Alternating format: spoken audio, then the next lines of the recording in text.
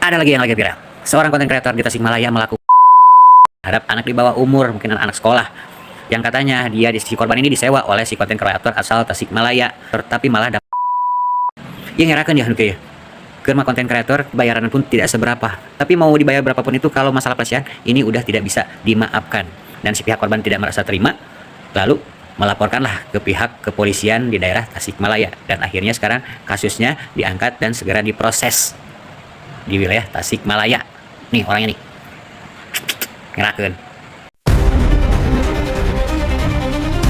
Riuh media sosial akhirnya berujung ke meja aparat. Tim kuasa hukum para korban secara resmi melaporkan dugaan kasus eksploitasi dan pelecehan terhadap anak yang melibatkan seorang konten kreator lokal ke Polres Tasikmalaya Kota, Jumat 23 Januari tahun 2026 malam. Laporan tersebut diajukan menyusul viralnya sejumlah konten yang dinilai meresahkan publik Kota Tasikmalaya, sekaligus memantik keberanian sejumlah korban untuk angkat suara setelah lama memilih diam. Ketua Tim Kuasa Hukum para korban, Muhammad Naufal Putra, menyampaikan bahwa pengaduan diterima melalui Lembaga Taman Jingga dan NPL Office setelah pihaknya melakukan asesmen terhadap para pelapor. Sementara itu, Direktur Taman Jingga Foundation, Ipa Zumrotul Faliha, mengungkapkan bahwa sejak kasus ini bergulir di ruang publik, pihaknya menerima banyak pengaduan dari masyarakat, baik sebagai korban, saksi, maupun keluarga korban.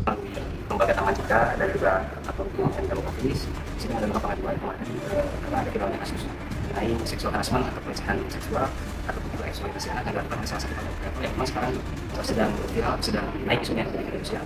Nah, karena keresahan yang timbul di masyarakat melalui juga media beberapa media sosial, influencer atau konten kreator masih juga menyuarakan akhirnya bermunculan ternyata memang terduga pelaku ini telah melakukan beberapa kali tindakan asusila yang dilakukan kepada korban-korbannya. Memang korban-korban ini selama ini tidak berani speak up. Kasus ini sebagaimana yang bergulir di publik dan menjadi perhatian yang cukup besar.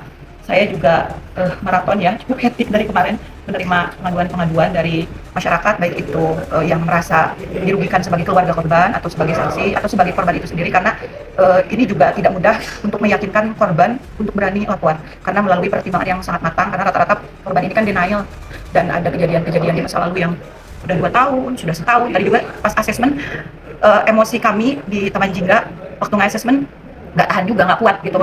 Ternyata ada korban yang memendam selama itu dan ini sudah sangat meresahkan. Dan yang terbaru itu yang konten kreator untuk menjadikan objek konten. Nah, ini laporan utamanya karena kasus terbaru. Jadi sedangkan korban-korban lainnya yang sudah berlalu di tahun-tahun kebelakang itu sebagai penguat, nanti pihak kepolisian yang lebih tahu untuk dikembangkan.